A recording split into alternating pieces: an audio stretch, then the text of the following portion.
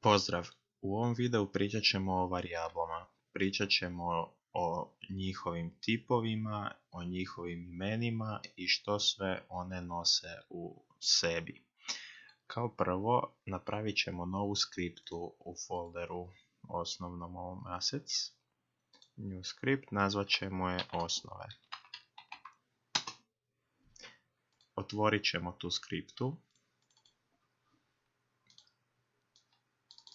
I vidimo da nam se otvorio template, stalni template.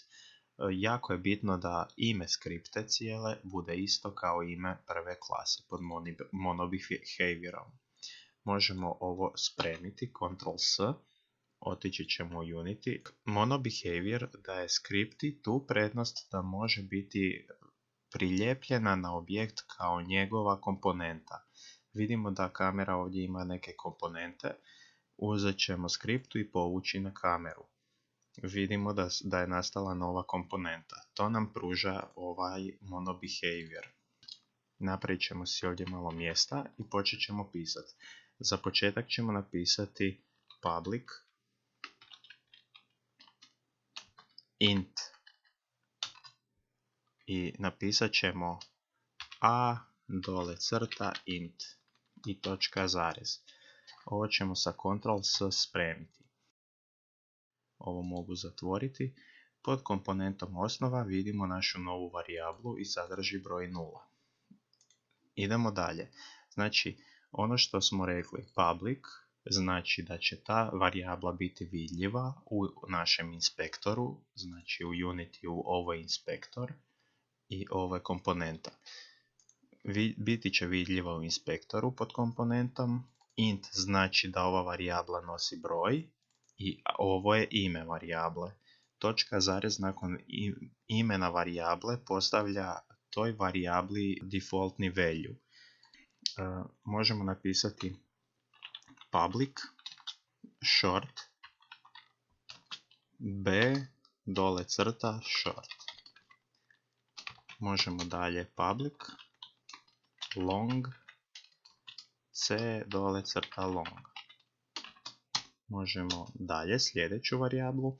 Znači short i long su dvije varijable iste kao int. Može se reći da su iste kao int. Short može nositi manje cijele brojeve, a long može biti velike cijele brojeve do oko 16 znamenki. Dok recimo int je negdje između i najkorišteniji. Postoji public decimal. Napisat ćemo d dole crta dec. Možemo dalje public double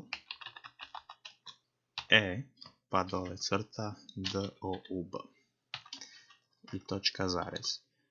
Dalje sljedeću ćemo staviti public float f dole crta float točka zarez. Stisnut ćemo Ctrl+S da se sejva sve zajedno.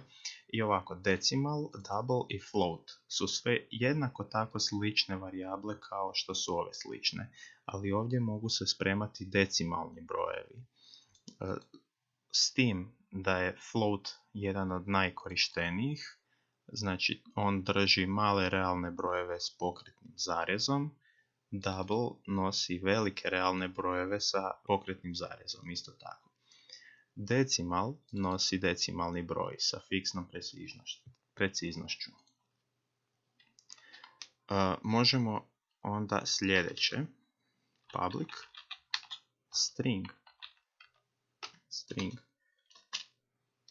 g dole crta string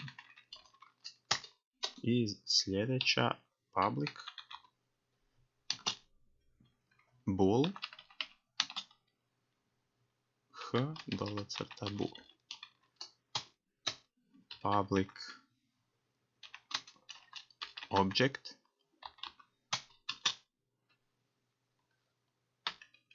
i dole crta obj možemo samo. Postoji još neke public byte i dole crta byte točka zarez. I na kraju imamo public char k dole crta chr točka zarez. Save. Ctrl S.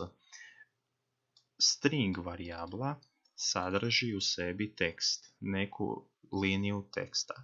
Bool varijabla sadrži ima dva state-a, true ili false, je li istina ili neistina, odnosno ovo je checkbox, onaj kada označite checkbox pa dođe strelica ili je prazan.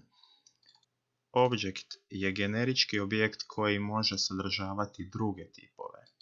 Byte je jedan znak vrijednosti od 0 do 255. I char je jedan tekstualni znak, znači jedno slovo, broj ili neki znak možemo staviti unutra. Možemo pogledati u Unity kako to izgleda. Evo ga, u inspektoru vidimo da su se ispisale sve naše varijable napisane sa početnim parametrima. Vidimo int je broj, trenutno je 0 napisano, možemo napisati, ne znam, 5555555. I vidimo da nam je promijenio broj, ovo je maksimalni broj koji može stati u int varijablu. Onda možemo to isto napraviti sa short. Vidimo maksimalni broj koji stane u short varijablu. I vidimo da u long stane veliki broj. Najčešće koristimo int varijablu. Double je, rekli smo, decimalni broj. Float je isto tako decimalni broj. G je string. Rekli smo možemo napisati ovdje nešto bez veze, nešto, bilo što možemo napisati. On sadržava riječi, znači slova, znakove i brojeve. Ako tu napišemo broj, možemo napisati broj, ali njega nećemo moći koristiti u matematičkim jednadžbama i formulama.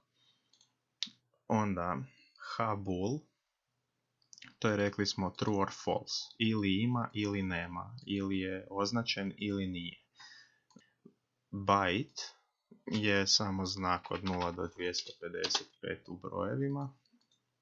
Karakter, kako smo ga već nazvali, je jedno slovo, jedan simbol.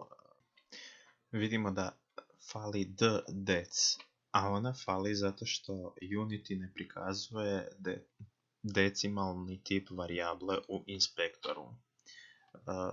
Razlika između decimala i doubla ili floata, rekli smo da je u preciznošću. Dec bi mogao zapamtiti ovaj broj sa svim nulama iza, dok isti taj broj kao float bi pokazao broj bez nula. Jedina je ta razlika u tome, no dec nećemo uopće koristiti. Na floatu se mora napisati uvijek 1.1f na kraju, da on zna da je to float. Ctrl save. Ono što sam sad napravio je to da sam postavio početni parametar ovoj varijabli, početni broj. I sad kad trenutno smo mijenjali ove public brojeve, tako da mi se neće taj početni napisati, ali kada bi restartali ovo, reset, evo ga, stavljen mi je početni broj. Isto tako možete staviti na sve ostale kako god želite. String, recimo tako, Ctrl S, odem ovdje i kad stavim reset, evo ga, bit će tu. Zatim možemo još staviti ovdje private. I Ctrl save. Ono što smo sad napravili je, ovo su public varijable i bit će vidljive u inspektoru, a private varijablu nećemo vidjeti u inspektoru. Evo, vidite, više ne vidimo int, ali ona još uvijek postoji u skriptu. Ta riječ ispred samog tipa varijable naziva se access modifier. Postoje private i public koji su najkorišteniji, a onda još ima i protected internal, private protected i tako dalje. Ove dvije su najkorištenije i njih ćemo koristiti ovdje. Znači, imena varijabli su ključna za programiranje.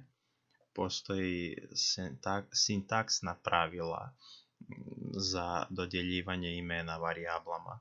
Ime je znači niz od jednog ili više karaktera, mora počimati sa slovom i mora biti u potpunosti sastavljeno od slova, brojeva i donje crte.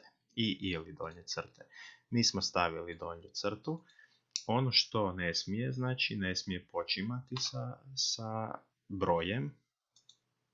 Odmah mi izbacuje error.